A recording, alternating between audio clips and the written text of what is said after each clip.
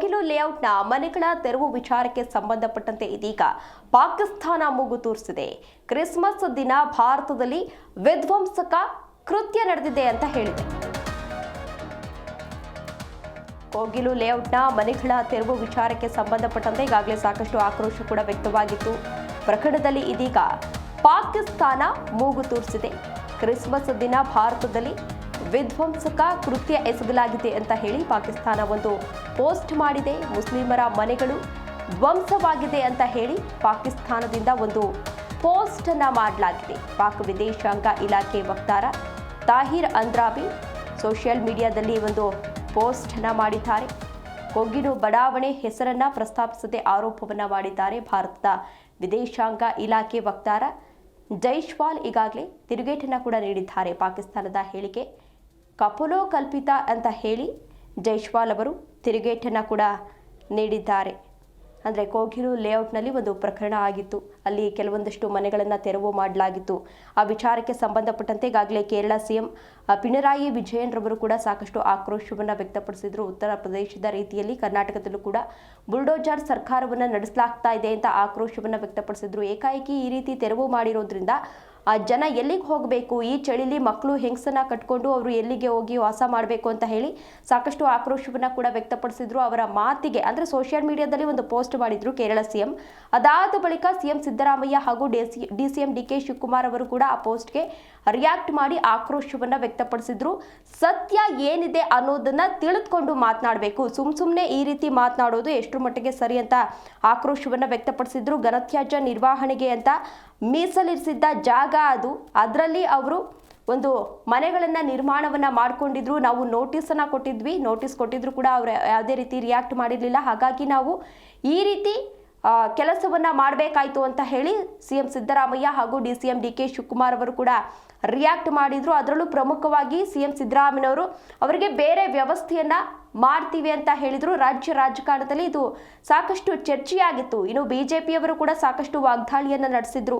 ಅದಾದ ಬಳಿಕ ಕೆಸಿ ವೇಣುಗೋಪಾಲ್ ರವರು ಕೂಡ ಇದರಲ್ಲಿ ಪೋಸ್ಟ್ ಮಾಡಿ ನಾನು ಸಿಎಂ ಸಿದ್ದರಾಮಯ್ಯ ಹಾಗೂ ಡಿಸಿಎಂ ಡಿಕೆ ಶಿವಕುಮಾರ್ ಅವರ ಜೊತೆ ಮಾತನಾಡಿ ಅವರಿಗೆ ಪರ್ಯಾಯ ವ್ಯವಸ್ಥೆಯನ್ನ ಕಲ್ಪಿಸೋದ್ರ ಬಗ್ಗೆ ಹೇಳಿದ್ದೇನೆ ಅಂತ ಹೇಳಿದ್ರು. ಅದಾದ ಬಳಿಕ ಇದೀಗ ಪಾಕಿಸ್ತಾನ ಈ ವಿಚಾರಕ್ಕೆ ಸಂಬಂಧಪಟ್ಟಂತೆ ಪೋಸ್ಟ್ ಮಾಡಿದೆ. ದೃಶ್ಯಾವಳಿಗಳಲ್ಲಿ ನೀವು ಕೂಡ ಇದೀಗ ಗಮನಿಸ್ತಾ ಇರಬಹುದು. ಕೋಗಿಲು ಬಡಾವಣೆ ಹೆಸರನ್ನ ಪ್ರಸ್ತಾಪಿಸದೆ ಇಲ್ಲಿ ಆರೋಪವನ್ನ ಮಾಡಿದೆ. ಪಾಕ್ ವಿದೇಶಾಂಗ ಇಲಾಖೆ ವಕ್ತಾರ ತಾಹಿರ್ ಅಂದ್ರಾಬಿ ಅವರು ಒಂದು ಸೋಷಿಯಲ್ ಮೀಡಿಯಾದಲ್ಲಿ ಪೋಸ್ಟ್ ಅನ್ನ ಮಾಡಿದ್ದಾರೆ. ಮುಸ್ಲಿಮರ ಮನೆಗಳನ್ನ ಧ್ವಂಸ ಮಾಡಲಾಗಿದೆ.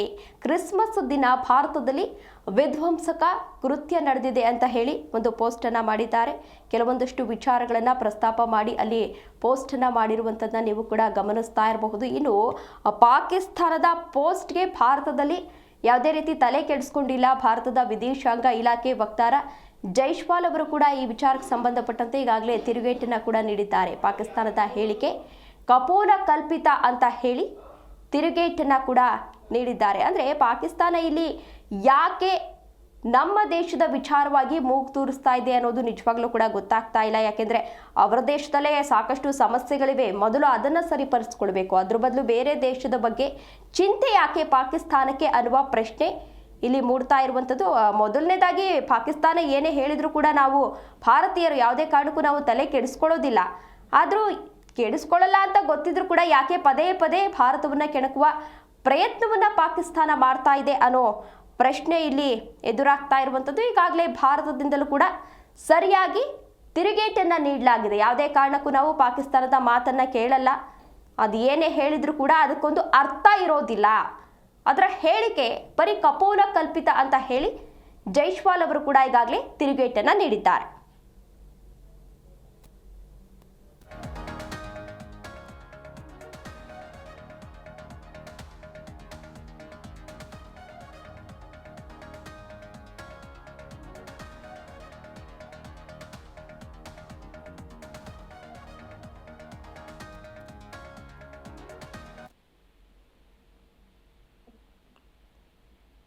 ಇದೇ ವಿಚಾರಕ್ಕೆ ಸಂಬಂಧಪಟ್ಟಂತೆ ಹೆಚ್ಚಿನ ಡೀಟೇಲ್ಸ್ ಅನ್ನ ನೀಡಲಿದ್ದಾರೆ ನಮ್ಮ ಪ್ರತಿನಿಧಿ ಭವ್ಯ ಸುನಿಲ್. ಕೋಗಿಲು ಲೇಔಟ್ ಪ್ರಕರಣಕ್ಕೆ ಸಂಬಂಧಪಟ್ಟಂತೆ ಭವ್ಯ ಇದೀಗ ಪಾಕಿಸ್ತಾನ ಪೋಸ್ಟ್ ಮಾಡಿದೆ. ಏನಂತ ಪೋಸ್ಟ್ ಮಾಡಿದ್ದಾರೆ, ಏನ್ ಕಾರಣ, ಮುಂದೆ ಏನಾಗಬಹುದು? ಯಲಹಂಕದ ಕೋಗಿಲ ಲೇಔಟ್ ಬಹಳಷ್ಟು ರಾಜಕೀಯ ತಿರುವನ್ನ ಪಡಿತಾ ಇತ್ತು. ಆದ್ರೆ ಮತ್ತೊಂದ್ ಕಡೆ ಈ ಪ್ರಕರಣದಲ್ಲಿ ಪಾಕಿಸ್ತಾನ ಮೂಗಿ ತುರಿಸ್ತಾ ಅನ್ನೋ ಪ್ರಶ್ನೆ ಕೂಡ ಎದ್ದೇಳ್ತಾ ಇರುವಂತದ್ದು. ಕ್ರಿಸ್ಮಸ್ ದಿನ ಭಾರತದಲ್ಲಿ ವಿಧ್ವಂಸಕ ಕೃತ್ಯ ನಡೆದಿವೆ, ಮುಸ್ಲಿಮರ ಮನೆಗಳ ಧ್ವಂಸವಾಗಿದೆ ಎಂದು ಪಾಕಿಸ್ತಾನ ಅಮ್ರಾಬಿ ಅವರು ಪೋಸ್ಟ್ ಮಾಡಿದ್ದಾರೆ. ಇವರು ಪಾಕಿಸ್ತಾನ ವಿದೇಶಾಂಗ ಇಲಾಖೆಯ ವಕ್ತಾರರಾಗಿರುವಂತದ್ದು ತಾಹಿರ್ ಅದ್ರಾಂಬಿ ಮೋಸ್ಟ್. ಸದ್ಯ ಇದ್ರ ಬಗ್ಗೆ ಬಹಳಷ್ಟು ಅಂದ್ರೆ ಪೋಸ್ಟ್ ಗೆ ರೀಪೋಸ್ಟ್ ಅನ್ನ ಕೂಡ ಜನರು ಮಾಡ್ತಾ ಇರುವಂತದ್ದು. ಸೊ ಕೋಗಿಲ ಬಡಾವಣೆಯ ಉದ್ದೇಶಿಸಿ ಈ ಹೇಳಿಕೆ ನೀಡಿದ್ದಾರೆ ಎಂಬ ವ್ಯಾಖ್ಯಾನ ಕೂಡ ಶುರುವಾಗಿದೆ. ಸೊ ಭಾರತ ವಿದೇಶಾಂಗ ಇಲಾಖೆಯ ವಕ್ತಾರ ಜೈಸ್ವಾಲ್ ತಿರುಗೇಟನ್ನು ಕೂಡ ಕೊಟ್ಟಿರುವಂತದ್ದು. ಪಾಕಿಸ್ತಾನದ ಹೇಳಿಕೆ ಅಂದ್ರೆ ಕಪೋಲ ಕಲ್ಪಿತ ಎಂದು ಕೂಡ ಹೇಳಿದ್ದಾರೆ. ಸದ್ಯ ಪ್ರಮುಖವಾಗಿ ಕೋಗಿಲ ಬಡಾವಣೆ ಹೆಸರು ಪ್ರಸ್ತಾಪಿಸಿದೆ, ಆರೋಪ ಮಾಡಿದ್ರ ತಾಹಿರ್ ಅನ್ನೋ ಪ್ರಶ್ನೆ ಕೂಡ ಇಲ್ಲಿ ಉದ್ಭವ ಆಗುತ್ತೆ. ಸದ್ಯ ಯಲಹಂಕ ಕೋಗಿಲ ಪ್ರಕರಣಕ್ಕೆ ಸಂಬಂಧಪಟ್ಟಂತೆ ನಿನ್ನೆ ಸಿಎಂ ಸಿದ್ದರಾಮಯ್ಯ ನೇತೃತ್ವದಲ್ಲಿ ಸಭೆಯನ್ನ ಕೂಡ ಮಾಡಲಾಗಿತ್ತು. ಮತ್ತೊಂದ್ ಕಡೆ ಅಲ್ಲಿ ಮುಸ್ಲಿಮರು ಕೂಡ ಕೆಲವರು ಇದ್ದಾರೆ. ಸೊ ಬಹಳಷ್ಟು ಸ್ಥಿತಿಯ ವಾತಾವರಣ ಎಲ್ಲರಿಗೂ ಕೂಡ ಗೊತ್ತು. ಅವರು ಕಷ್ಟಕರ ಪರಿಸ್ಥಿತಿಯನ್ನ ಕೂಡ ನಿರ್ಮಾಣ ಅಂದ್ರೆ ಅವರ ಜೀವನವನ್ನ ಸಾಗಿಸ್ತಾ ಇರುವಂತದ್ದು. ಸೊ ಹೀಗಾಗಿ ಅವರಿಗೆ ಒಂದು ನೆಲೆ ಅಂತ ಜಮೀರ್ ಅಹಮದ್ ಕೊಡ್ತೀವಿ ಅನ್ನೋ ಭರವಸೆಯನ್ನ ಕೊಟ್ಟಿದ್ದಾರೆ. ಸೊ ಹೀಗಾಗಿ ಇದು ಯಾವ ರೀತಿ ತಿರುವು ಪಡೆಯುತ್ತೆ ಅನ್ನೋದು ಕೂಡ ಇಲ್ಲಿ ಪ್ರಮುಖವಾಗಿರುವಂತದ್ದು. ತೇಜಸ್ವಿನಿ. ಓಕೆ, ಧನ್ಯವಾದ ಭವ್ಯ ತಮ್ಮೆಲ್ಲ ಡೀಟೇಲ್ಸ್ಗಾಗಿ.